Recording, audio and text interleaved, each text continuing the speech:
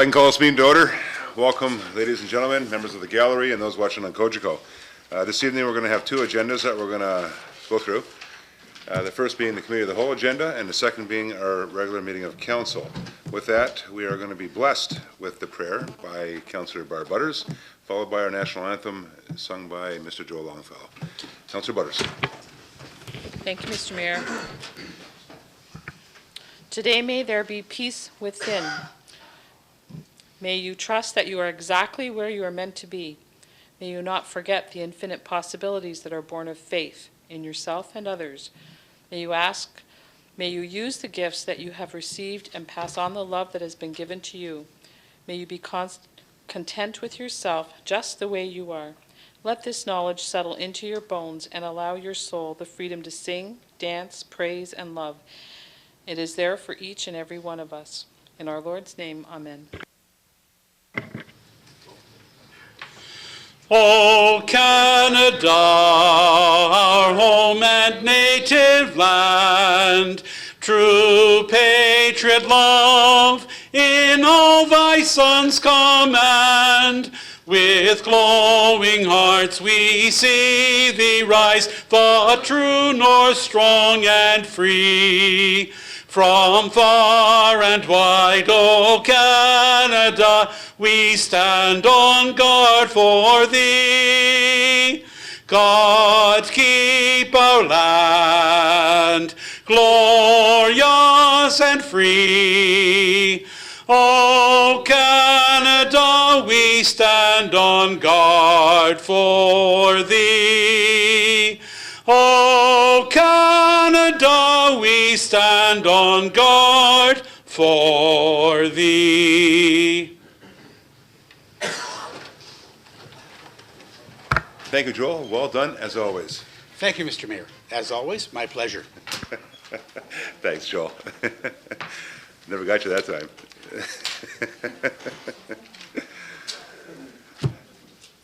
Madam Clerk, are there any addendum items this evening? Thank you, Mr. Mayor. None this evening. With that, members of council, I will be looking for a motion to confirm the agenda, please. Councillor Kenny and Councillor Doucette, are there any questions or comments? All those in favor? Opposed? That will be carried. Thank you, members. Are there any disclosures of interest? I guess you're all going to jump up today, eh? Councillor Elliott. After what happened, I'll declare a pecuniary interest in item number 1 as I represent the real estate firm mentioned in the staff report. Thank you, Councillor Elliott. Any further conflicts? Members? Careful now. None? We're all good? Okay. We'll now move on to determination of items requiring separate discussion. Members of council, for those items, Councillor Steele. Item 1 for the conflict. Thank you, Councillor Steele. Further items, members? Councillor Kenny. Item 7. Further items, members? With none, I will entertain a motion to bring forward all the remainder of the items. Mover and seconder, please. Councillor Steele. And a seconder, Councillor Danch. Questions or comments? All those in favor? Opposed? That would be carried. Thank you, members.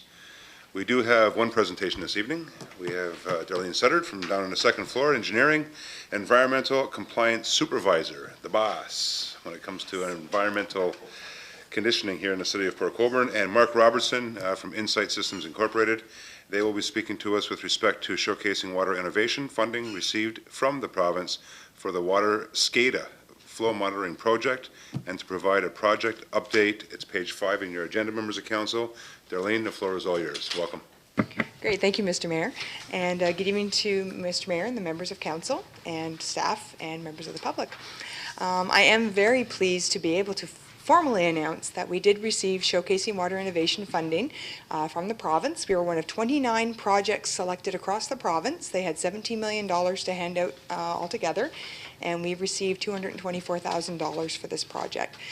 So together with Mark, we are going to give you an update on where we are with the project, how we've gotten here, or why we've gotten here to date, and to be able to give you some details. And I should also mention that this project was also, is also sponsored with some in-kind support from the region of Niagara. One of the requirements of applying for the funding was to have a partner, and considering that we get all of our water from the region's treatment facility, it was a perfect partnership. So they've been giving us in-kind support with access to their computer system and that. So here's the screen I'm obligated to show you now, because this is a project that received funding from the province. I do have to say that they did receive funding, and their support does not constitute endorsement of the material. So with the legal stuff covered, we'll get into what the purpose of our project actually is. So essentially, the SCADA flow monitoring project, and SCADA stands for Supervisory Control and Data Acquisition. It's a software that is used to control plants remotely. Mark can probably explain it better than I can. Basically, it's going to give our city operators the capability to monitor the distribution system and see what's going on in real time and be able to react quickly to changes in flows in the system or changes in pressure. And this will give them a smaller search area to pinpoint areas where leakages happen. Currently, the only way we know that something has happened in the distribution system is we usually get a phone call from the water treatment plant and saying, you know what, a pump just came on, you guys broke something big out there or opened up a fire hydrant somewhere. And then, of course, we have 105 kilometers of water main that the operators then have to try and find where this is happening. Sometimes it's easy. We'll get dirty water complaints from residents, or we will get a call saying, hey, there's water coming up in the middle of my street, and then it's pretty easy to find it. But sometimes it's not as obvious as that. So this will definitely help them, as we'll have the cities divided into 4 different zones, and they'll at least be able to see, go to the computer screen and say, okay, the flow is increased in zone 2. Let's go have a look in zone 2 and see what's going on. So it'll help them make them more efficient in that way. And the big thing that the software is going to be able to do, which is very innovative, which is why we received the funding, is that we're going to be able to display in real time not only the flows and pressures in the system, but we're going to be able to display through the development of the software tools that Mark's company is doing for us. We're going to be able to display the water loss in not only percentages, but in industry standard values, known as an ILI, Infrastructure Leakage Index, and we're going to be able to show it in dollars and cents. So we'll be able to show right on the screen when we have a water main break happen, we'll be able to see how much money it's cost us from the time the break happens to the time that we actually repair it. So it'll give us a really good tool as well when we are fixing things to know how much money we are now realizing back, how much revenue. Wrong button. So what's our background? We do have a major water loss problem, or more accurately, unaccounted for water loss problem in Port Colborne. I know our treasurer reports every year when we do the water budget what the difference is between what we've purchased from the region and what we've sold to our customers. We are bringing it down. It's around 27% right now. And that is an infrastructure leakage index of 8.7. That is the region's number that was calculated in 2008, and we did have the highest ILI out of every municipality in Niagara. Just for comparison's sake, they anywhere from, I believe, a 0 to 10 is what your ILI value can be, with a 0 or really low value being a really tight system. And in our numbers, it's perhaps not so tight of a system. Doesn't mean that we're leaking pipes everywhere. It means we have unaccounted for water somewhere, and we're not quite sure where. In 2011, this approximate 30% loss resulted in approximately $1.6 million in lost revenue. That's water and wastewater revenue. If we can get that 30% down to at least 20%, we recoup approximately $500,000 in revenue, and that can be reinvested right into our system. So it is critical that we get a good handle on what's going on in our system.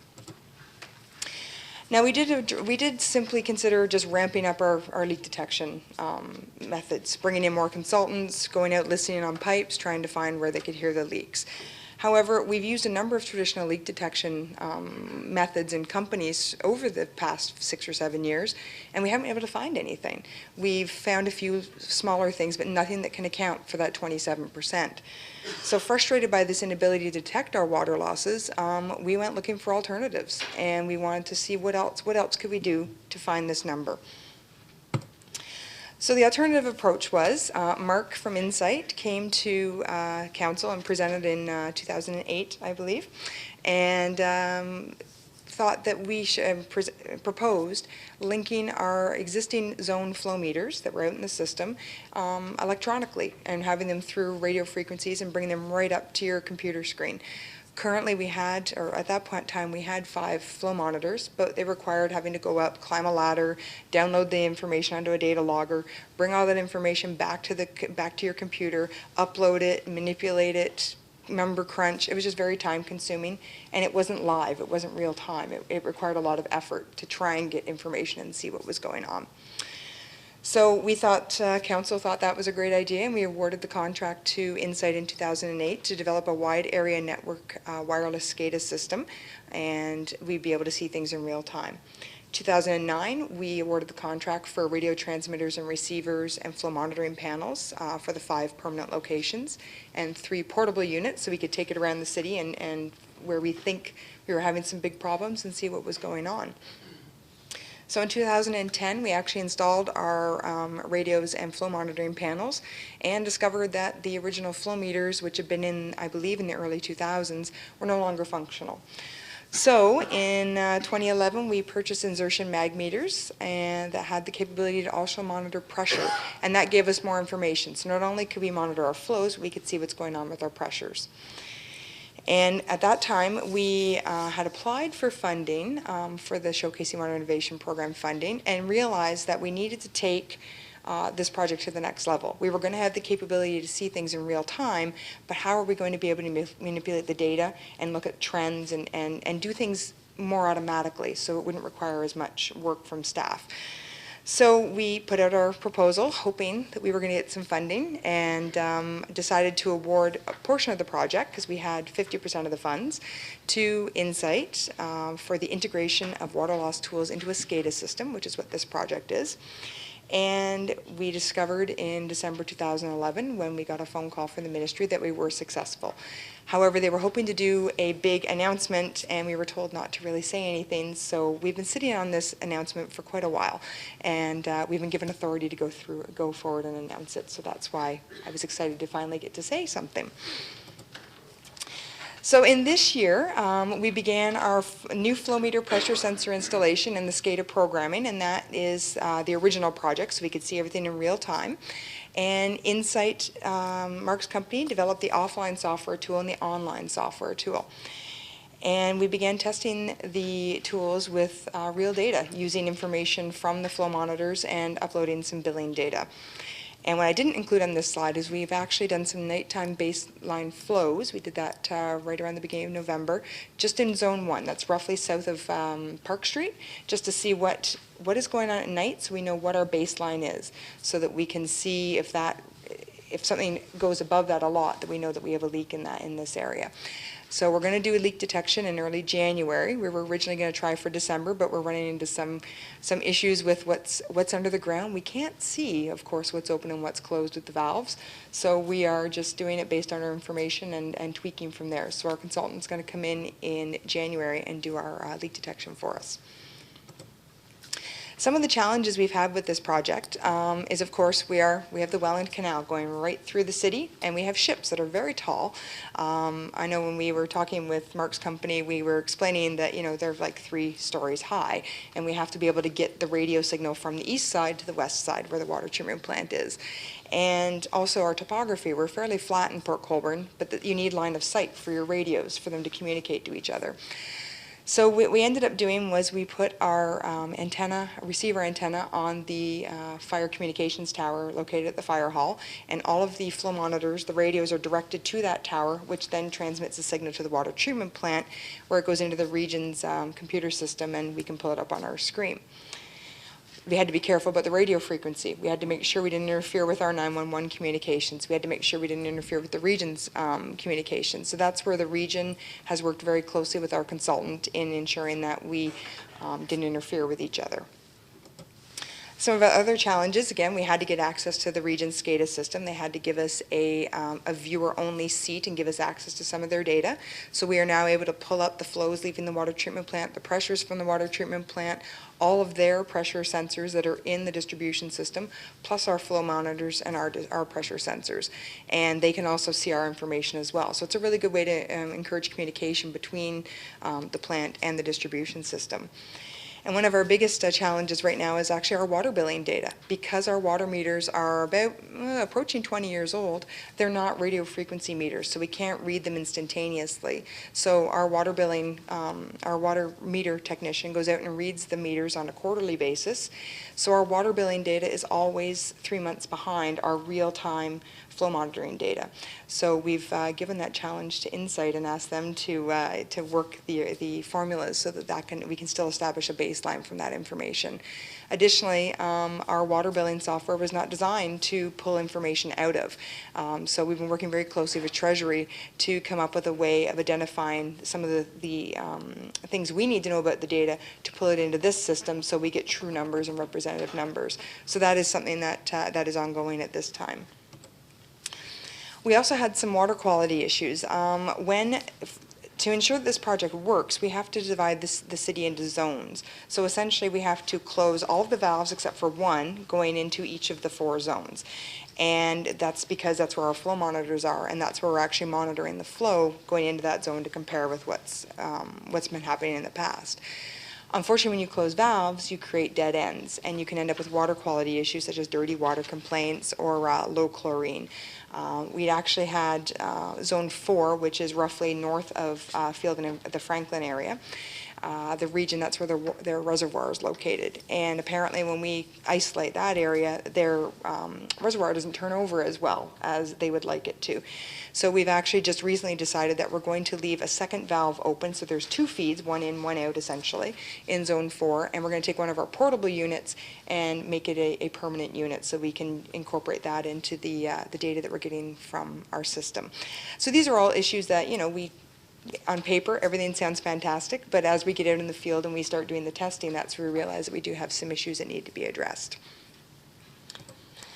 So our anticipated outcomes with this project is that we're going to reduce our unaccounted for water. We are going to increase revenue that way. Once we kind of have an idea of exactly where the unaccounted for water is, we can take steps to reduce it and therefore increase our revenue. Again, we're going to reduce our search area for leaks, or as we call them, popped hydrants, when someone opens a hydrant, for our operators, making their operations more efficient, thus again reducing our water loss because they're going to get there faster.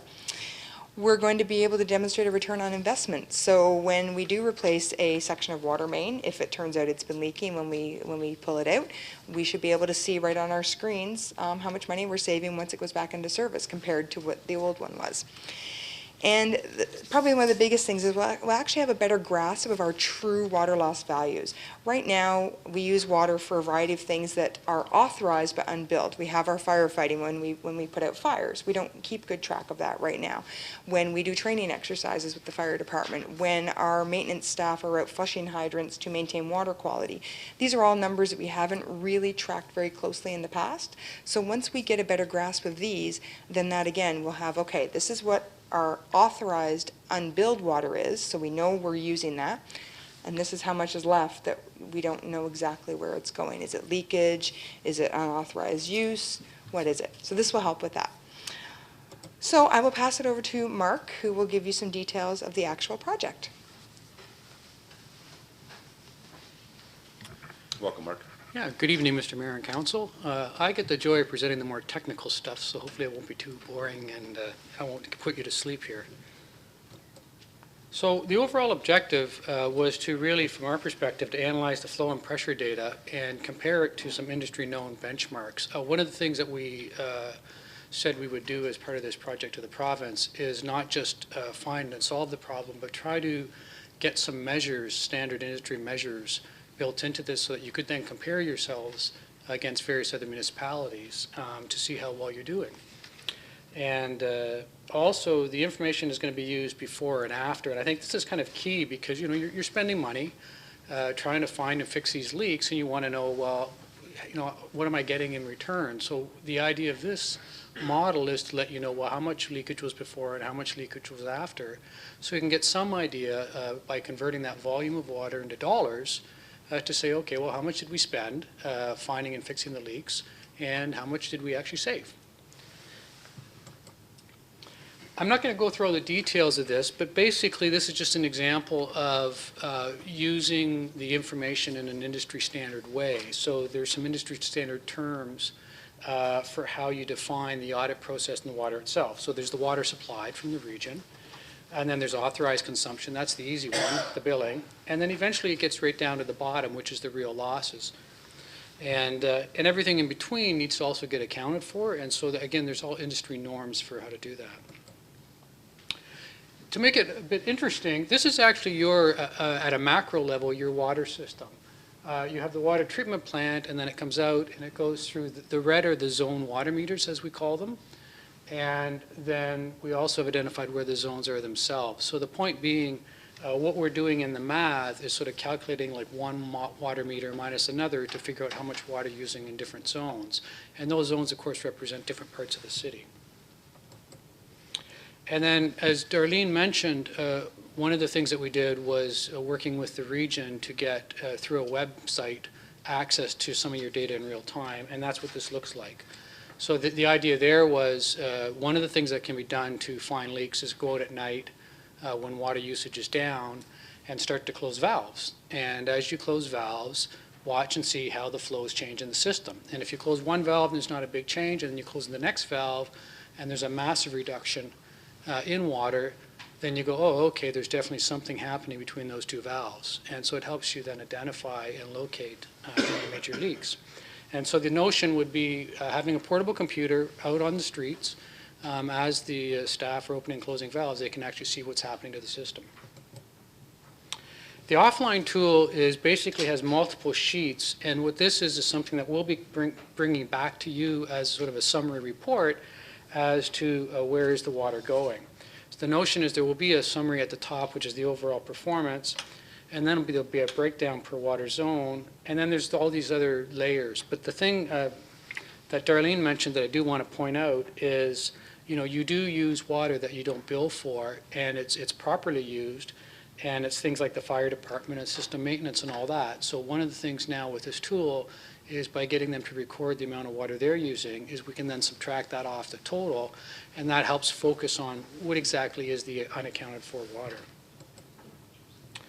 And what are our next steps? Basically, it's all sitting ready to go, and now what we'll be doing is putting some of the real data in from the billing system and so forth, and also going out at night and now starting to investigate for those leaks. And I'll open for questions, I guess. Thank you. Well done. Members of council, any questions or comments? Councillor Kenny. Thank you, Your Worship, and thank you, Mark. We've been talking about unaccounted for water losses for as long as I've been on council, and I don't want to tell you how long that is, but it's a long time. And I see that from this report that there was 1,625,000 lost in 2011. Is that amount in 2012, Darlene, less or more? Through you, Mr. Mayor, we're not certain yet, We're unless, close to the end of 2012, so kind of give me an idea. maybe Peter knows? Thank you. Peter? Thank you, Mr. Mayor. Through you, no, we haven't analyzed the dollars yet for the water or the wastewater, so it's something that we'll be doing shortly and be part of, it's part of the budget process when we bring forward the water budget for 2013. Yeah, So water budget. But yeah. just to add some perspective to this, is when we had Casco in the system, that percentage was a lot lower. Can you explain that, members of council? Because that could be the anomaly that might stand out if we compare it to back in the early 2000s or late 90s or mid 90s. Because Casco was on the system, that percentage was a bit less, a lot less. Once Casco went off the system, it jumped up to 30%. Mr. Hanson? Mr. Mayor, I think I can explain that. At the time Casco came online about 1982, they were using, prior to taking water from the Welland Canal as processed water, they were using approximately 30% of the total water consumption for the city of Port Colborne. With that sort of a consumption, industrial consumption, of course, the totals were higher, and the percentages of water loss, unaccounted for water, were much lower. Once they come off the system and started to use their own processed water, of course, the difference being the unaccounted for water is now a much higher percentage of the net water that's being taken in the city. So that had a drastic impact on that. So you can go anywhere from something like 18 or 20% to 40% with Casco coming off the system on straight percentages. Councillor? Just two more questions. So what's your, I guess, your target? Obviously, you want to have a target for the end of 2013 is how much we're going to improve. Do you have a target in mind with this new system, how much we can count on? All of it. Through you, Mr. Mayor. Unfortunately, the number escapes me right now. We did provide, as part of the Showcasing Water Innovation Funding application, we had to provide our targets and our measurables. And we did indicate that I'm trying to remember now what we said the measure was. We did say we wanted to get the water down. Half is ringing a bell. I think we wanted to reduce it to half, I think is what we'd said, so around a 15% by the end of the project. This funding does have to be spent by March 2014. We are hoping, but they were late in delaying the funding and the announcing. So we've been told if we need an extension, we can apply. So we will see what happens. So I believe we were trying to get it down to around 15%, which is more real. Mind you, once we have a better idea of exactly what the true unaccounted for water is, then we'll know where to kind of focus at. Because it could be of that 30%, it could only be 5%. The other 25% could be firefighting activities, hydrant flushing, for a variety of things. So, Yeah, you mentioned the fire activities, but I'm sure, if I could, Your Worship, I'd like to ask the Chief, I think you account for that water, do you not? Thank you, Councillor. Chief Cartwright? Through your worship, that's correct. For the last, I think 5 to 7 years, we've been estimating the water we use for all fires and all training sessions. And that number is provided to Water Department, or probably Peter would probably have that number, but we do it on an annual basis. Every report we do, there's an estimate of water we use on that report. Thanks, Chief. Councillor? Thank you, that's some questions, so you have to forget about them. They account. So now you have a measurable tool. Forget about him, he's done his job, he's saying, so you can't blame the fire department. But I want you to find an answer for me. Thanks. You are priceless, I tell you. I knew we did it though, because we had a chat on time with that, so I just wanted to tell everybody. Thank you, Councillor Kenny. Councillor Butters? Thank you, Mr. Mayor. I have a question, maybe two. When we did all the kind of the traditional ways to try to find the leaks, to find where the water was going, and over a lot of years, as Councillor Kenny says, I'm just, for it still to be at that high number, how do you see this as going to be, is this going to be the thing that actually can get us where we need to be? Because it just seems like all the traditional ways, why, like I'm kind of stunned, I guess, of why that didn't yield better results, I suppose. And now we're to this stage, which, you know, does other municipalities kind of use this kind of technology, and kind of what's their success rate? Do you have any kind of data on that? Thank you. Thank you, Councillor. okay, through you, Mr. Mayor. This is actually a very innovative use of the technology. So we are essentially championing, I guess is that the proper word, this approach through the province, which is why we received the funding. They felt there was enough merit in our application in how we were going to do the district metered areas that they basically gave us the money to help make it work. As far as is this the be-all and the end-all, we'll never get down to a completely tight system. There are very few systems that, unless it was a brand new PVC, I don't know if Ron likes me saying that, you know, brand new PVC systems, the whole system are probably some of the tightest out there. But because we're going to be monitoring things in real time, that's the difference. Leak detection is essentially just a snapshot in time. They're coming out, they listen on the hydrants, they listen on the valves, and then they leave. You could pop a main tomorrow, and you may not know it. It may just leak away into the ground. But with having the ability to monitor things online in real time, we're going to see that change. And the tighter we can get our numbers with our water loss tools, the better our tool will be as well, which is why part of our project is we're doing 4 phases of testing. Actually, I've had a lot of people say, wow, you got the province to help you pay for leak detection as part of our project. But that's how we're going to tighten the tool up. We're going to go in do our nighttime flows. We're going to go in and get our leak detection crew to come in. If they find something, we'll fix it. And then Mark's company, his people will go and look at the software, make sure it reacted and their formulas did what they were supposed to do and reflected that change. And then we'll test the next zone. And we'll refine the software the further we go and get it better and better so that we'll be able to use it the way we want to. So hopefully this will do it. Do you have anything to add to that, Mark? Just one other comment that Darlene pointed out to me when we've done the night trials now is one of the theories that was floating around was that the two pipes that are underneath the canal were leaking. And that was quite difficult. At least I heard that was one of the theories. But so one of the things that you get through this is, it may sound funny, but it's not just necessarily finding the problem, but knowing where the problem is not. And by having now the flow meters giving us real data on both sides of the canal, we can actually tell you that pipe is not leaking. So now it helps us sort of isolate where is the problem. And so I think that's part of what you're going to be getting with this. Between the permanent flow meters and the portables, you're going to start to isolate at a smaller and smaller area as to where the problem is. Okay, Councillor Elliott. Thank you, Mayor. Through you to Darlene and the presenter. Just a couple of questions that came up. You said we want to reduce our losses to 15%, half of what we are right now. And I hate to use the word acceptable because zero loss would be the acceptable level. What is the normal loss rate through other municipalities? Darlene. Through you, Mr. Mayor, actually, perhaps we have another one of our consultants here, and I'm going to put him on the spot maybe. Mike is actually a water loss guru and has been subcontracted under Insight. So can you maybe answer that question, Mike, what industry standard is? Sorry to put you on the spot. That's why you're here, though, right? Welcome, Mike. Thank you. Thank you, Mr. Mayor. I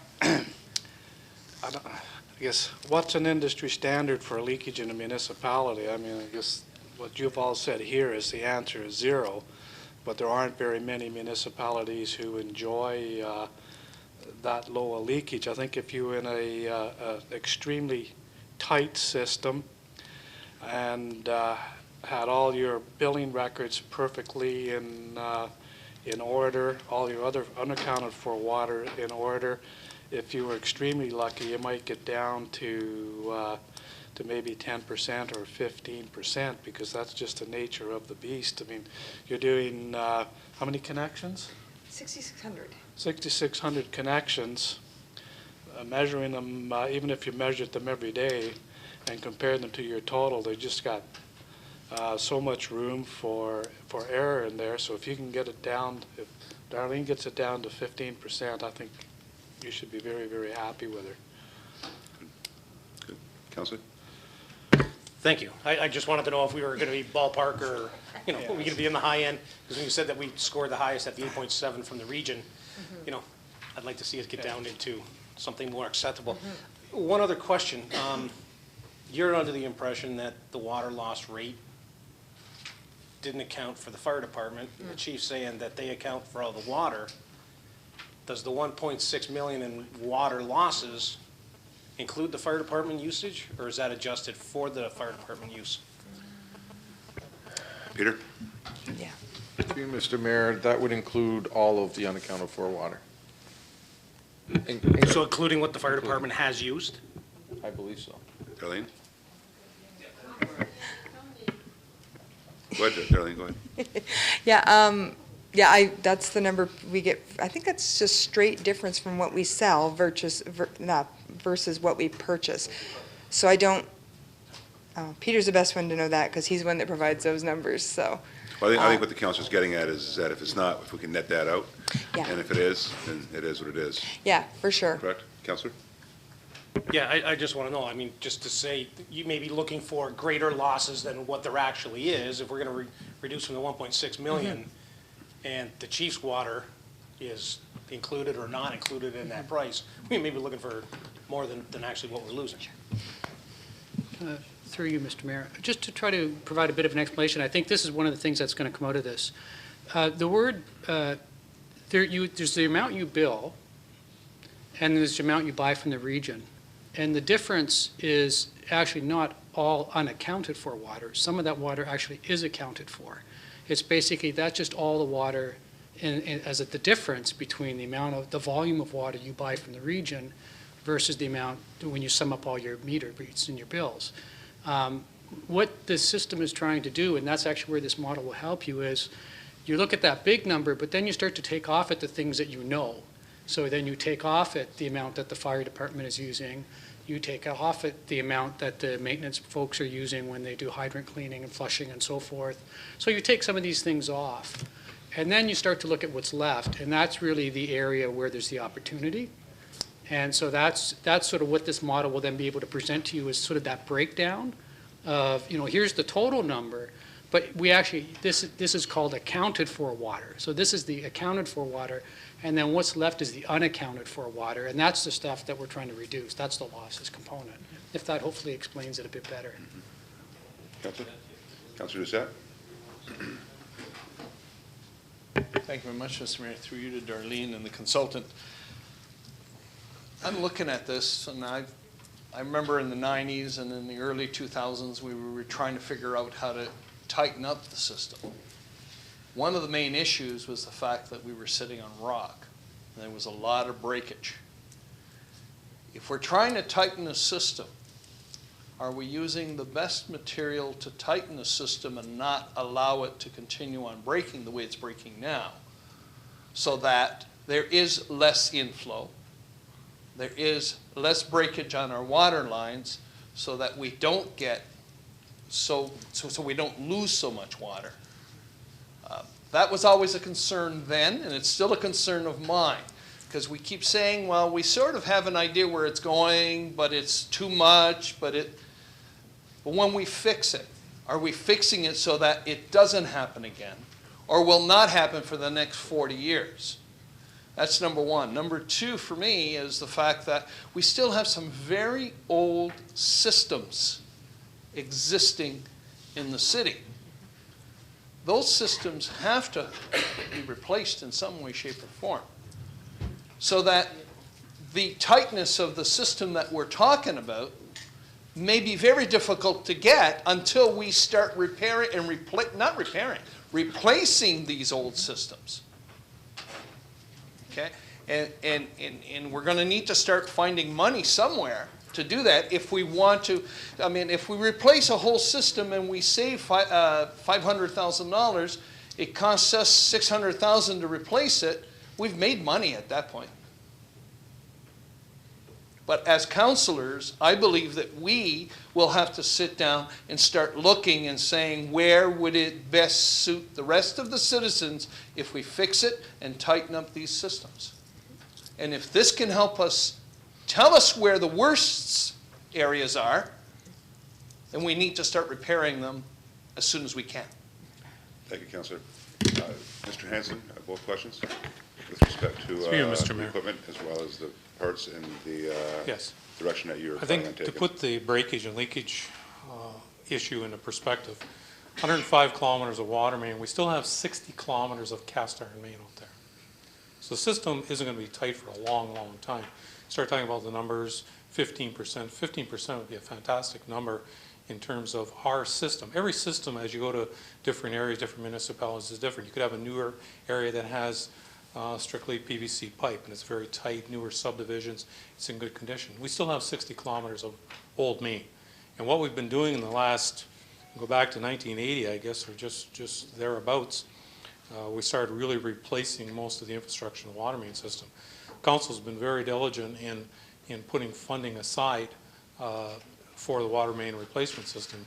Use it as an example of Catherine Street 2 years ago, where we had a trunk main here. It was replaced, knowing to leak quite significantly. Got some funding for it, got some partnerships with the region. We're trying to get the best bang for the buck. The water INS study that's just being completed in December this year sets up a 20-year capital program going forward. That study will identify all of the problem areas in terms of old pipes, old lines that need to be replaced. So certainly we're working towards that. So the water budget, the water capital budget, and the wastewater capital budget, as they come forward, there'll be recommendations in there for the best bang for the buck to replace these systems. But realizing that, it's going to take a long, long time to replace 60 kilometers of old pipe and old main. Thank you, Mr. Hanson. Further comment, Darlene? Go ahead. Yeah, through you, Mr. Mayor, it occurred to me one thing that we should mention as well is that through this system, we may not be able to reduce our actual water loss down to 15%, but if we know where it's going, then then it becomes accounted for as opposed to unaccounted for. So, for instance, if we happen to do our nighttime flows and do our leak detection and determine that a specific water main is leaking, then we'll know. And we'll know that until we repair it, this is what it's costing us approximately. So we'll have a good value, at least we'll be able to put a dollar value on it. And that would go hand in hand with the INS, the infrastructure needs study that we're doing, to help us prioritize where we need to get in and replace. And something that occurred to me when Mike was mentioning our service connections, that's one piece of the puzzle we have no control over. We control to the curb stop. We have absolutely no mechanism in place to make someone fix their line if it's leaking. And that's one thing our nighttime leak detection is going to do in January, is they're not only going to listen to our water mains, they're going to listen to people's water services as well. So if we do find some leaking water services, of course, we're going to request that they replace them. But my understanding is I don't know if we have a mechanism in place to make them do it. And that's before the water meter. That's not billed. That's unbilled water, unaccounted for water. So. And I know we get requests every day to go in. I know Lyle does building permits to replace leaking water services. So it could be that it's water services. It could be contributed anyways. So Great, thank you. Mr. Hanson, with respect to the possibility of a bylaw, so that we do have a mechanism, any comment on that? Mr. Mayor, it's not unlike what we did with the sewer use bylaw with the CSO problem.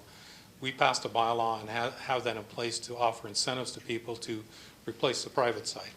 And I don't see any reason we couldn't have a similar type incentive program with known service connections in other municipalities, have a service replacement program in place. And I don't see any reason we couldn't bring forward a policy to address that. Once we identify, if we identify that there's a large number of private services that are leaking, certainly that has to be an initiative to go forward with that and offer some incentives to get these things fixed. Thank you, Mr. Hanson. Further questions or comments, members? Councillor Elliott? Thank you, Mayor. Through you to Mr. Hanson. Just out of curiosity, ballpark figure, what's it cost to replace a kilometer of pipe? You said we got 60 kilometers worth. What's it cost per kilometer so people know what ballpark figure we're looking at? Mr. Hanson? Got me on the spot there. Unit price is $300? Actually, the last figure I believe we used in our financial plan was $500 a meter to replace water main. And I've since been told that depending on where you are, if you have to jackhammer a lot of rock, it's closer to $1,000 a meter. So for 1 kilometer times what, 1,000? 1,000 times it's a lot, unfortunately, and mostly because of our rock, because we have to break the rock out to put in the water main. This project out here from Clarence Street to the water tower was $2 million, as an example, on what the total length is. Thanks, guys. Just to let people know. Yeah. Thank you, Councillor Elliott. Are there any further comments or questions? Just one question I have, and this is more, I guess, on the logistics of testing, and we'll go to the consultant. You mentioned the fact that you're going to do a lot of this testing at night, and you're going to secure the system and do pressurized water testing. So therefore, and I'm a layperson, so bear with me, please. So therefore, I'm assuming that you're going to let the system build itself up, and then by way of technology, you're going to see the pressurization sort of release itself, and then therefore know where those bigger leaks are, depending on the release of that pressurization. Mr. Mayor, not really pressurization. It's more we're going to make sure that that zone is isolated. So we have one feed going in with our flow monitor there. And what we do is we have users that use water all night. So this was part of our baseline flow that we did at the beginning of November. We actually went and read the water meters of our large users in Zone 1. And we read it at, say, at 1 o'clock in the morning. We recorded the value on our screen for that flow meter. And then at 5 o'clock in the morning, 4 hours later, we read our water meters from the large users. Because most people aren't up through the night flushing, or if they flush a toilet, it's just a little bit. They aren't using a lot of water in the middle of the night usually. And then we compared what went through our flow meters. So we said, this is what went through the Zone 1 meter. and this is how much our large users used, and is there a difference? And there was a fairly significant difference. Found a mathematical error that had to be corrected, which is part of the whole process as well. And then I believe what Mark is then talking about is, from this point forward, if we go out with a leak detection and they think, okay, there's something going on over here, let's try and pinpoint it, we can go out and valve that area off. And we should see the water flow into that zone, again, in the middle of the night, because there's not a lot of water being used everywhere, that it's going to drop, because we've stopped what's leaking there. Does that help? Maybe you can explain further, Mark, if I've I'm just wondering why you can't use the water, pressurize it, and really, if you have those valves and you have that method, to really, you can use air or water, actually. It's like a balloon, for example. You know, you pop a hole in it, it's gonna obviously deflate. So it's the same thing. So if you have the technology where you can sort of quadrant out those areas, pressurize it either with water or air, and watch it come down, you'll be able to tell where a lot of the leaks are. We blow water mains all over. We blow water mains. The system doesn't like pressure changes. Even when the water tower is taken out of service by the region for work, we usually have multiple water main breaks afterwards, because it's like a ripple effect. Right. You've changed the pressure and it just moves through the system. I know when we were doing the Catherine Street project, we had a lot of water main breaks that year. I think we had 17 that year across the city, and that was from opening and closing valves and isolating the tower and unisolating it. So if we didn't have pipes that were almost 100 years old, that'd probably be something we could do, but it would create a lot of havoc. I think poor Doug would have nightmares and our water operators would be kept very busy. So, Okay. and my understanding is most systems don't like a lot of variations in pressure. Okay. Like when we put a new water main in, that's part of putting it in, is we do a pressure test in that, but you've got a brand new main that's sealed, and we put it up to 150 PSI. And when you've got people's services connected as well, you could cause backflow happening, and we did our backflows. So in a perfect world. Go ahead, Mark. To you, Mr. Mayor. Just to explain, though, I think your theory is correct, and we actually are trying to do something similar because the water system is pressurized. So to Darlene's point, we don't want to increase that because there's a risk, but it is a pressurized system. So I think the notion is at night, it is kind of like that balloon. Like the problem is we can't call everyone up and tell them to turn off all their water. So there is going to be some use during the night. And that's just sort of what's called a baseline at night. But it's the same idea. We just can't completely seal it. And so there is some usage. But what we're going to do is use some industry norms for what that would be on a normal night and sort of subtract that off. Gotcha. And then look at it from there. So because there's some industry standards for, depending on the pressure of the system, you multiply that by a number of factors and you come up with a typical amount of general leakage or loss or usage that you would just take off that. So I think that is actually the notion behind doing it at night, is to actually sort of have it like that balloon, seal it the best you can, and then sort of work it from there. I guess the best way I could try to explain it, but this is like a series of balloons, and then we're going to isolate one balloon at a time and see what happens in that particular area. Great. Thanks, Mark. Members of council, any further questions or comments? Members of staff? Great. Thanks, guys. Great job. Thanks, Dare.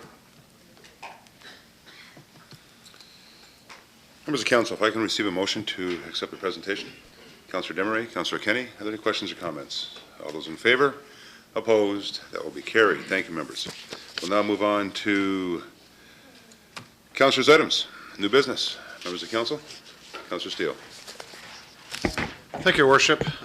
Last week I attended the Canal Days Committee meeting, and it stems from an earlier request with regards to the bar service at the Market Square. In attendance, aside from your normal Canal Days Committee members, we had Mike Bendia from the Fire Department, Tim Walichka, and another policeman from the Police Department, and a gentleman from the AGC that looks after our area. So we had a quite frank discussion around the table, which was pretty good. Although I'm not 100% convinced on our outcomes, I will allow, not allow, but I will allow, because I won't bring it forward until after the next Canal Days Committee meeting. No, but the information brought forward with regards to, and Angie and I have had a good discussion on this, and staff members from our events and tourism department, plus other staff member, committee members are going to come up with a better operation of the bar. And I mean, that was the biggest discussion that went on, is that, you know, we've enlarged this area, we've made a better flow of people. The police were happier, the fire department was happier, even the AGC was happier. However, our service area has never increased in size and has never actually looked at proper service to the client or to our customers that come to our events at Market Square. So with that, I will wait and see at this year's Canal Days Committee. With regards to that, they've promised to be a lot better in service. And the same concerns that I had as a server, somebody that worked the bar, and listening to both constituents and other volunteers, something has to be done. I didn't buy all their arguments on why you can't serve 4 drinks as opposed to 2, but you know, as I said at that meeting, and I was really happy with the Canal Days Committee on allowing me to attend and discussing this with the things that came out. It could work, but the biggest issue I believe is getting volunteers back and getting enough volunteers to make it work properly. But I think with the proper plan and the proper selling of the plan to our volunteers, saying, look, we really believe that the things that happened this past year and maybe even the previous year, we should be able to mitigate that to a large degree, and that we can serve people very quickly. The best information that we received was based on the Niagara on the Lake concert for the Tragically Hip this summer. They had a banking type system as far as you went into a line and you got out of that line fairly quickly. You weren't just turning and walking through a crowd of people that happen to be standing in our situation quite a long period of time. It's almost like a bank where you follow the rope through, you get your beverage, and then you wander off into an area where there is no people. Their times were very minimal, and I know some people around the table had family and friends that went, and that was a big comment that they heard back, that it was very quick service, and they had satellites all the way around the way they had theirs set up. So not to say that we need satellites, because obviously ours isn't A, the number of people, and B, the size of area, but I think with a better bar system we can develop a better program to service the client, because that's the whole thing here, is we want to be able to serve the people without yelling and screaming at our volunteers, with our volunteers walking out on us, which, to be quite honest, they had all the right to do with some of the abuse that they took. And as I tried to state in that meeting, you know, yes, there's a few people that have imbibed a little too much and they get a little loud at the volunteers, but majority of people that were complaining were just your regular citizens out there that were frustrated in the system.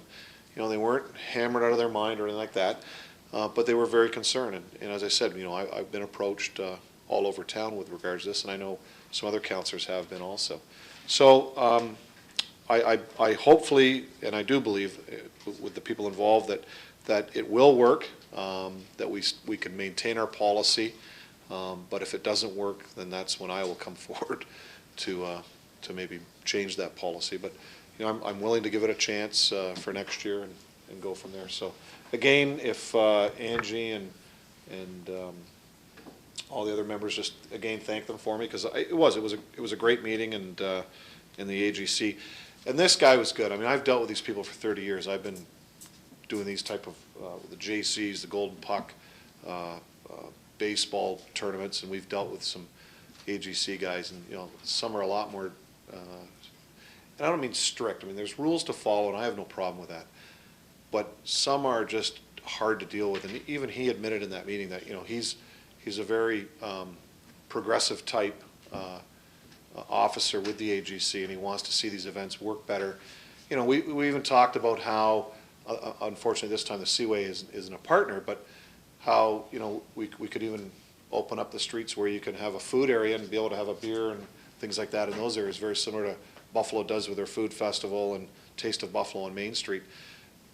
And it's funny because the JCs were involved years ago on West Street to have the original Canal Days bands and things like that come in, but they don't want us to license that area anymore, and that's through the Seaway, so they're getting a little more strict on the alcohol side of it. that's fine. There's streets that we own that we may want to do that. So, he's very open to those things, and he talked about other events. Pelham held their street festival this year, which opened up a number of streets where you could wander around, use the food vendors. There was music and all that, and you can wander around with a drink. Very similar, we've done a taste, Flavors of Niagara down at the park. You used to have to get stuffed into to the cattle pens down there with all that fencing. Now you can go down, enjoy a drink, and wander around to your food booths and talk to people, and I made this point there. I mean, both the committee and the volunteers that we have, they're all adults, they're not children. There are rules and regulations that we follow. We have the police there, we have our security people that we hire there. If you look at what we hire, there shouldn't be any trouble, because it should be stopped very quickly with the number, last year with the yellow jacket guys. I think at one point there was more of them than patrons in the area down at the park until the crowd started to gather. So I think we do a good job as a city running the event.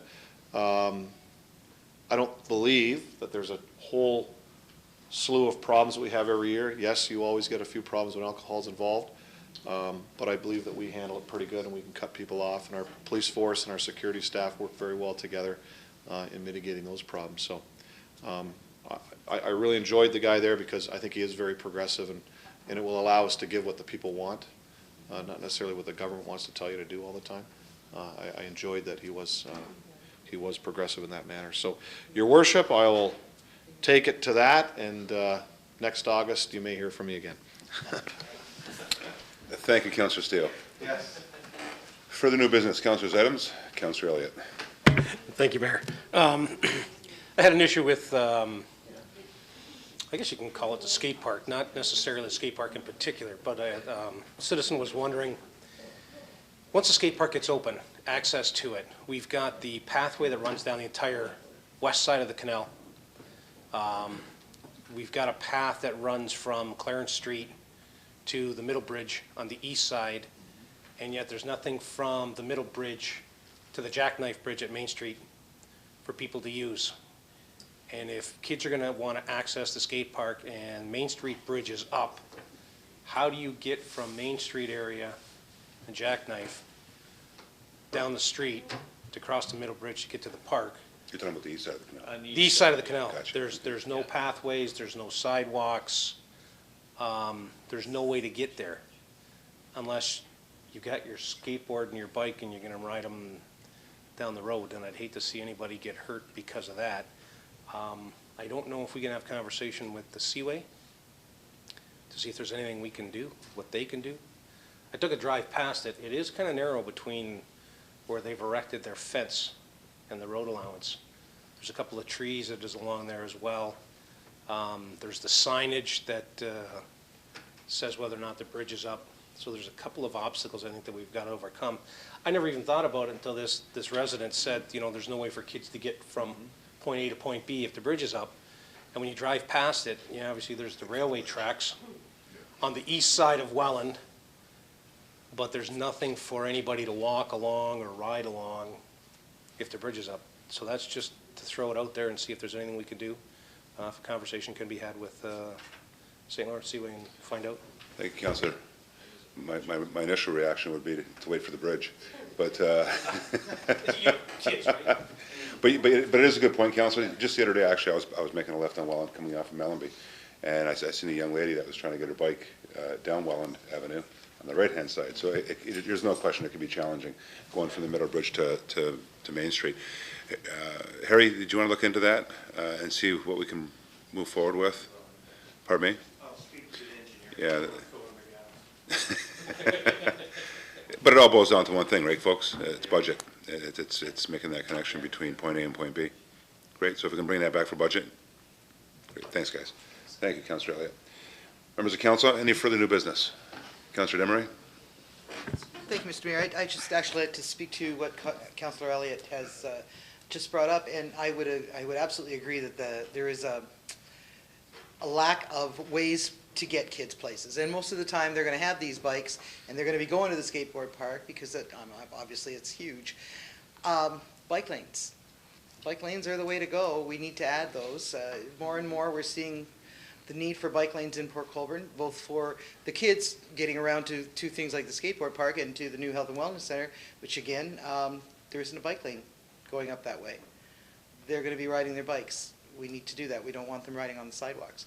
So we need to take some serious thought and go forward with adding bike lanes wherever possible. Where they're safe.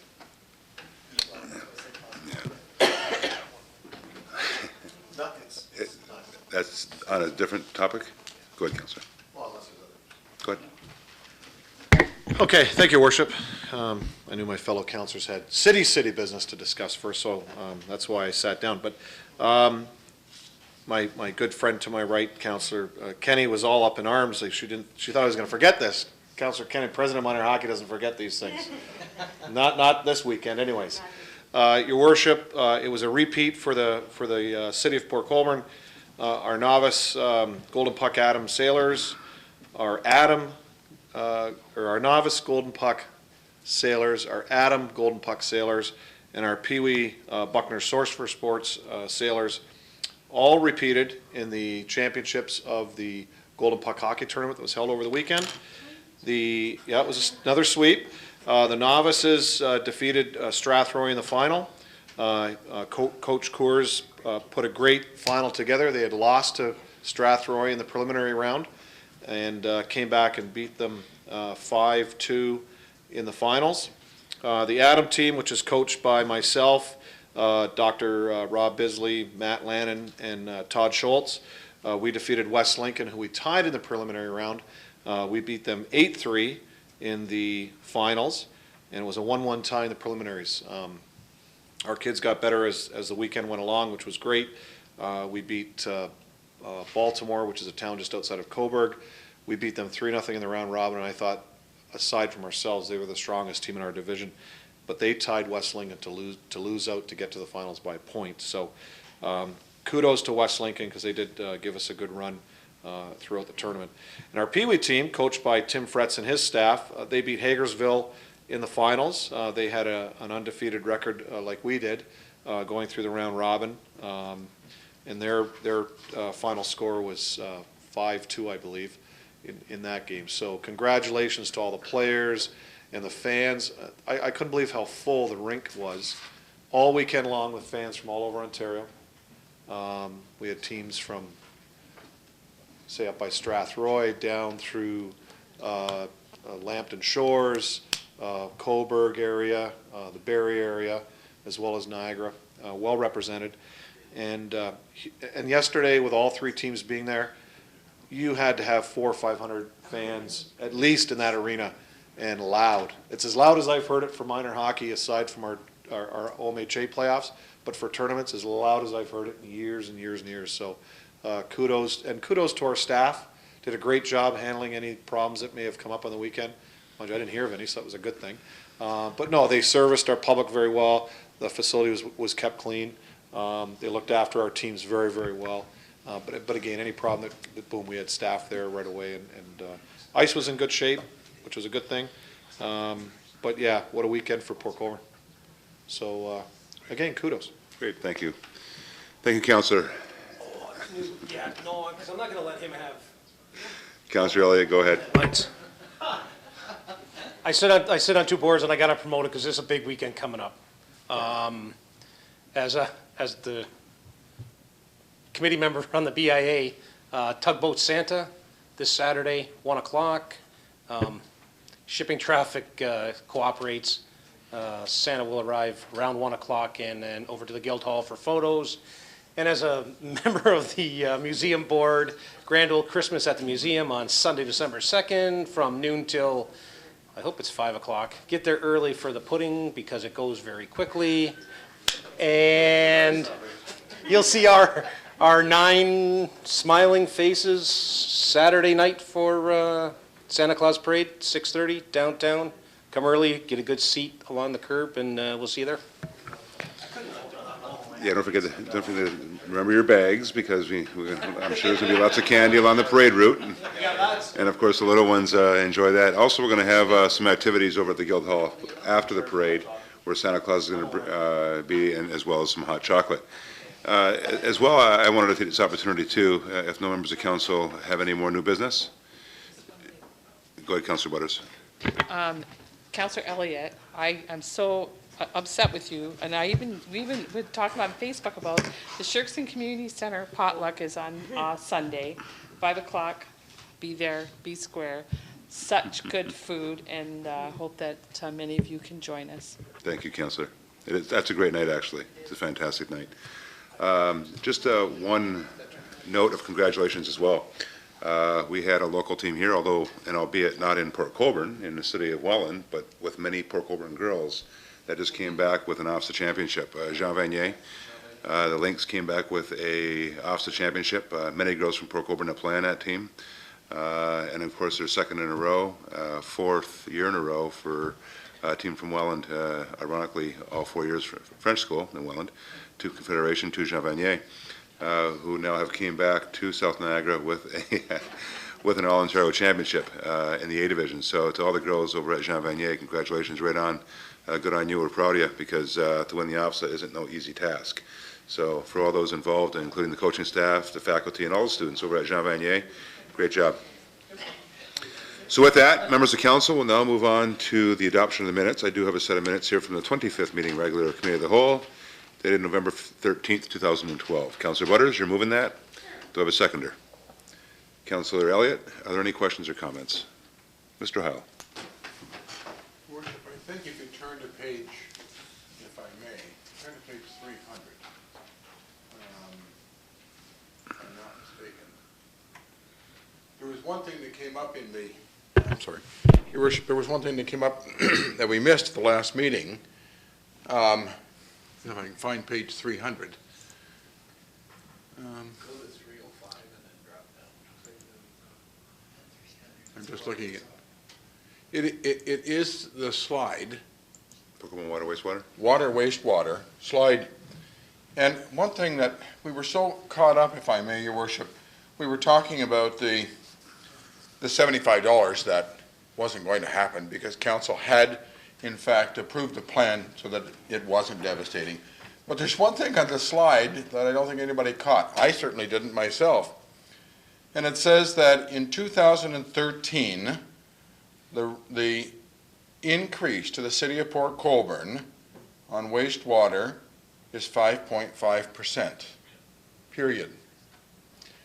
That's a surprise I don't think that anybody caught, Your Worship, and I think that, if I may, I would like to request council's I guess, endorsement to go to regional staff and to provide a little further explanation. The 5.5% just kind of went right by me and I think everybody else sitting at council. Pardon? But 5.3%? But the next one is 5.23% is the increase or decrease versus 2012 in the second half. I think it needs to be explained, and I'm just asking council to give us some instruction to go on and get the explanation of that in our budget. Mr. Hanson?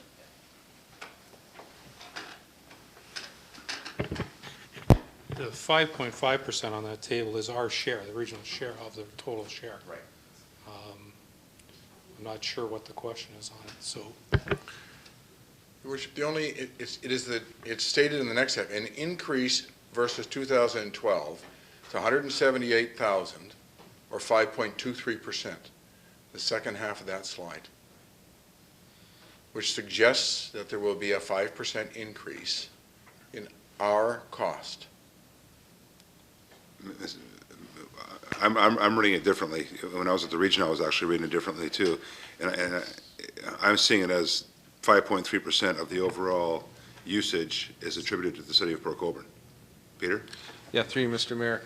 What the region does is, because the wastewater is based on a 3-year average, they determine what their overall cost is, and based on that overall 3-year average, our 3-year average in Port Colborne is 5.5% of the overall cost of the wastewater budget for the region.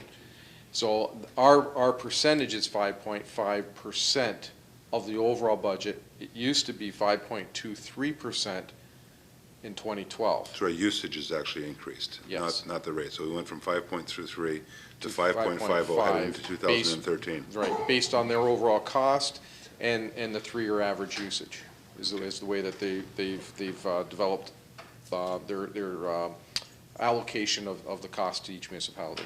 So the obvious question behind that is why are we increasing usage? Is it just habit? Is it something coming online? Is it our flows, what we talked about earlier with Darlene? We in 2011 flows, it was the wet year, and we had our flows are very much higher. Okay, thanks, Peter. Okay. Members of council, going back to the minutes, we do have a mover and seconder. Any further questions or comments?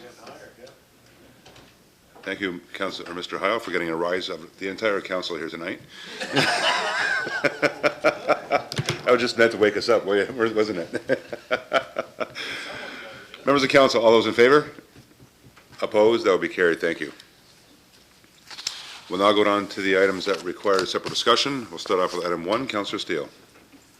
Thank you, Your Worship. I'll move Department of Planning and Development Report Number 2012-78, subject West Side Arena Options Report. And I'll move that the Council of the City of Port Colborne hereby declare the West Side Arena and associated lands as illustrated in Appendix A, attached here too, as surplus to the city's needs, and that Council engage the services of Royal LePage to sell the property under the same contractual terms as previously approved for other city property. I bring this forward for Councillor Elliott's conflict. Thank you, Councillor. Do I have a seconder to that, please? Councillor Doucette. Are there any questions or comments? As members of staff or members of council will recognize, within the body of the report, we have had discussions with individuals that are in fact interested with purchasing the West Side Arena for recreational purposes. I think the last meeting we had was baseball from outside the city, but there is interest out there with respect to utilizing the facility. But nevertheless, I think it's for us not to wait till the last minute in getting into the new facility in February. It's going to be key that we do declare this property surplus and hopefully deal with the property sooner rather than later. So I hope council will support the direction as proposed by staff. With no further questions or comments, staff, any comments or questions? Okay, all those in favor? Opposed? That would be carried. There's no question that will be a bittersweet day, as some of us grew up in that arena since we were little guys. Yeah, parents did too, yeah. Members of council will now move on to item 7. Councillor Kenny. Thank you, Your Worship. The Department of Community and Corporate Services Community Service Division, report number 2012-31, subject Humberston Lions Hall, Harry Dayball, Oakwood Park, that City Council authorizes the demolition of the Humberston Lions Hall located in Oakwood Park, and that its picnic shelter gazebo is considered in future budget deliberations as a replacement for the facility. That community services work with the two user groups to facilitate their respective programs, and that the city continue to charge the existing weekly rate for the fiscal year 2013 and recognize this as rental income. Thank you, Councillor. Do I have a second to that, please? Councillor Demeray, questions or comments? Councillor Kenny. Okay, just going to get my handy dandy here. So I get to that page, and just give me 1 second, Your Worship, sorry. Okay, I just have a couple questions through you, please. And that is, I understand that Mr. Hickam was directed or asked by the Lions, who are dissolving their, Humberston Lions are dissolving at the end of this year? And is it because is that what they're doing? They're dissolving their business and they want to now pass on this building to us? Is that correct? Through you, Mr. Mayor, yes, that's correct. They're no longer going to be responsible for the building, and they'd just like to hand it over to the city at that point. Okay. First of the year. Okay. Okay, so obviously this is not going to happen in 2013 because you're going to continue with this user groups to let them use this during the year 2013, or you're not? Our preference is not to have them use it because it's not up to our standards as a municipality in terms of accessibility and other features that we've identified, and with the help of the engineering staff, determined that it would just be too cost prohibitive for us to look after that building or to have patrons using it under our guidance. So the alternative is we're going to speak with them and look at alternative facilities that perhaps we can facilitate them in. Okay. Just because when I look at the report, and you tell me that it's approximately $10,000 for the demolition of the building that's presently there, and then $40,000 would be the cost to construct a picnic shelter, which is a total of $50,000, right? And yet the fix on it, just by the what you have in here is listed as what could fix the building up so it could be used all year round, not just in the summer as a picnic shelter. You know, you've got down that the cost for the sewer system to Omer would be around $15,000 to $20,000, fixing the roof $5,000, and then replacing possibly, you've got here possibly, the foundation between $20,000 and $40,000. So I just did a rough estimate, and it's $55,000 for a fix on a building that could be used in both in the winter months and in the summer months, and $50,000 to demolish it and build a picnic shelter. And I know our budget's tight for 2013. We all know that. And for us to say that we're going to put $50,000 or $55,000 into a picnic shelter for this year, I don't know where or what budget you've been looking at, but I just looked back at last year's, and we had a tough time with last year's, and I know that's going to be even tougher this year. So I guess I'm concerned that we're getting rid of a building, and I know it has its faults. I mean, but there are showers held there, and family reunion picnics and things like that. It's well used. Obviously, it's been well used, but I just wondered if this is the only solution that we have available, because I don't like to see it gone. Thank you, Councillor. Not only, I hate to see the question answered, but I also want to hear from the capital side, yes, but also the operational side. So albeit we do have a comparison with respect to how much to tear it down, how much to fix it up, how much to put a gazebo, but also what's the cost to operate the facility. Someone's got to pay the bills every month. I'm not sure how many bills you got to pay for a gazebo, but I know how many bills you got to pay for a building. Heat, electricity, gas, insurance, and the list goes on. So has there been a figure attached to that building with respect to that as well? Harry? Through you, Mr. Mayor, the current cost for us to carry that building, cost estimates, and we looked at their bills because they were gracious enough to share that with us, was approximately $200 a month, roughly, right now, based on estimates that we have. And to perhaps speak to Councillor Kinney's point, I could have Lyle actually speak to the building envelope and some of the things that are with it structurally. Thank you, Harry. Lyle, welcome. Thanks, Mr. Mayor. We looked at that building, and there are a number of things that are wrong to bring that up to a standard that would be safe for the people to use it. There's some issues with the slanted floors, and if somebody was to get hurt in there, and the accessibility for handicapped people, if we want to bring that up to a standard that we can use it on a daily basis, all of this money has to go out ahead of time. It's not that we can just take it over and use it. So I think there's a number of costs that are unknown right now because of this foundation repair. If we get in there and start doing one thing, that it could multiply. So to just put an actual figure on it and say it's going to cost us so many dollars to bring it up to a standard, we really don't know until you get into that floor and that wall and see what's holding it up. To use it as it is, it's not really feasible. Great, thank you, Lyle. Councillor, that's fine. Councillor Butters. Just one question I have regarding the two groups that use it right now, and they pay $20 a week, and that you're going to try to find them another suitable location for the same rent. Mr. Hakeem. Yes, that's what we're proposing, is to at least respect what they've been paying. I mean, we haven't really engaged them as of yet.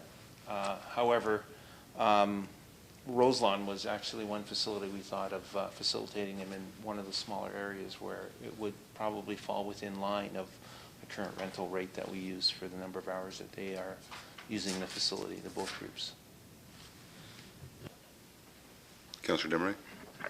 Thank you, Mr. Mayor. I would just like to ask, considering the trees in that park, as far as shade goes, there's certainly shade, and the trees are thick enough that it would be shelter from anything but the hardest of rains. I don't even know why we would consider building a gazebo at this point. I mean, it's certainly not a good year to be spending a lot of extra money, and I think we could certainly hold off on that. And I look forward to that comment during budget. Thank you, Councillor Demeray. Further comments or questions, members? Harry, go ahead. Actually, through you, Mr. Mayor, just to echo some of the points in the memo, we're only suggesting the gazebo. We're not recommending it at this point. Okay, it's just a suggestion as an alternative. Thank you, Harry. Members of council, any further questions or comments? To the report, it has been moved and seconded. Your pleasure to the report. All those in favor? Opposed? That will be carried. Thank you, members of council. That will do it for the items requiring a separate discussion, members. Are there any notices of motion this evening? With none, motion to adjourn this portion of the meeting, please. Councillor Butters and Councillor Kenny. Questions or comments? All those in favor? Opposed? That will be carried. We'll now move on to our council agenda, members. Madam Clerk, are there any addendum items? Thank you, Mr. Mayor. There are none this evening. Members of council, I need a motion to confirm the agenda, please. Councillor Danch. Councillor Kenny. Questions or comments? All those in favor? Opposed? That will be carried. Thank you. Disclosures of interest? Councillor Elliott. Thank you, Mayor. Item number one is I represent the real estate company mentioned in the report. Thank you, Councillor Elliott. Any further disclosures, members? Councillor Doucette. Thank you very much, Mr. Mayor. I have a conflict in the in-camera item B, as the person that is being discussed is my personal doctor. Okay. Is your personal doctor? Is your personal doctor? Yes. He's my MD. Okay. Okay, any further disclosures? So I'm not taking any chances.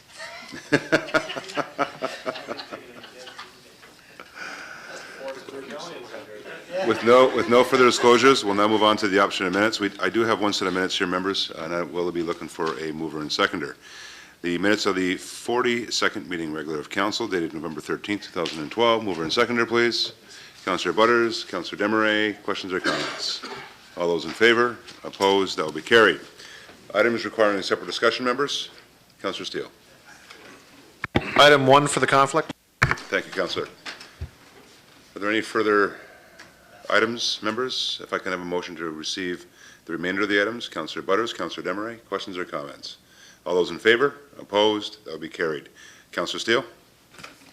I'll move item 1 with regards to the conflict of Councillor Elliott. Do I have a seconder to that? Councillor Danch, are there any questions or comments? All those in favor? Opposed? That will be carried. Thank you. We'll now move on to the minutes of boards, commissions, and committees.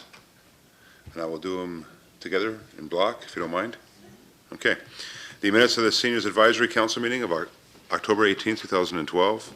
The minutes of the Heritage Port Colborne meeting of September 12, 2012. The minutes of the Port Colborne Historical and Marine Museum Board of Management meeting of October 16, 2012. And finally, the draft minutes of the Accessibility Advisory Committee meeting of October 24, 2012. Mover and seconder, please. Councillor Steele. Councillor Doucette. Questions or comments? All those in favor? Opposed? That will be carried. Thank you. Are there any notices of motion, members? With none, Madam Clerk, the introduction of the bylaws, please. Thank you, Mr. Mayor, that the following bylaws be read 3 times and finally passed. Bylaw 5877-13112, being a bylaw to declare West Side Arena and associated lands surplus to the needs of this corporation of the City of Port Colborne and to authorize the sale of said lands.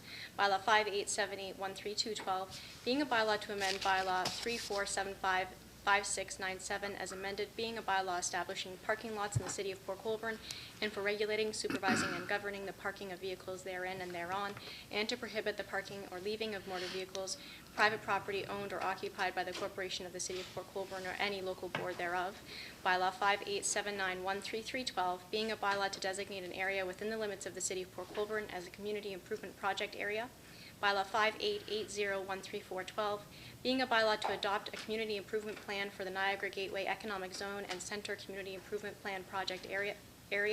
Bylaw 588113512, being a bylaw to authorize entering into a mutual assistance agreement between the regional municipalities between the Regional Municipality of Niagara and area municipalities. Bylaw 588213612, being a bylaw to authorize entering into an agreement of purchase and sale between Kevin Wendling and Roseanne Wendling and the Regional Municipality of Niagara regarding an easement for water services. And finally, Bylaw 588313712, being a bylaw to authorize entering into an agreement with the Port Colborne Lions Club for the purchase of an inflatable fire safety education house. Thank you, Ashley. Mover and seconder, please. Councilor Steele, Councilor Demeray, are there any questions or comments to the bylaws? All those in favor? Opposed? That will be carried. Madam Clerk, the confirmatory bylaw, please. That the following bylaw be read a first, second, third time and finally passed. Bylaw 588413812, being a bylaw to adopt, ratify, and confirm the proceedings of the Council of the Corporation of the City of Port Colborne at its meeting of November 26, 2012. Thank you, Madam Clerk. Mover and seconder, please. Councilor Demeray, Councilor Kenny, are there any questions or comments? All those in favor? Opposed? That will be carried. Before we enter into a motion to go into closed session, members, I do have an upcoming meeting I want to announce. A committee of the whole as well as council, dated December 10th, 2012. And this will be, once again, a committee of the whole and council, beginning at 6:30 p.m. Just to give you a heads up, I am planning on calling a special meeting of council. We're looking at, what was that date that we agreed to this morning? December 17th. Looking at moving forward and planning getting into the new Health and Wellness Center, the new Valley Center. We do want to make sure that council as well as the public is very clear with respect to making the transition from the one facility, or two facilities in this case, both the pool and the West Side Arena, over to the Valley Health and Wellness Center. We are looking at some meetings happening within the next few weeks with the general contractors, and we want to be very clear and very succinct with making that transition as seamless as possible, especially with the impact it very well may have on some of the users. So with that, my plan is to hold a special meeting of council on December 17th, 2012, to make those announcements that would be respective of both the facilities, that being the pool and the arena. With that, I will now entertain a motion to go into closed session. That council do now proceed in camera in order to address the following matters. A, the minutes of the closed session portion of the November 13, 2012 council meeting. Confidential Chief Administrative Officer, Health and Services Division, report number 2012-03 concerning a matter related to physician recruitment pursuant to the Municipal Act 2001, subsection 2392B, personal matters about an identifiable individual, including municipal or local board employees. C, confidential memorandum from the Fire Chief dated November 20th, 2012, concerning litigation matters pursuant to the Municipal Act 2001, subsection 2392E, litigation or potential litigation, including matters before an administrative tribunal affecting a municipality or local board.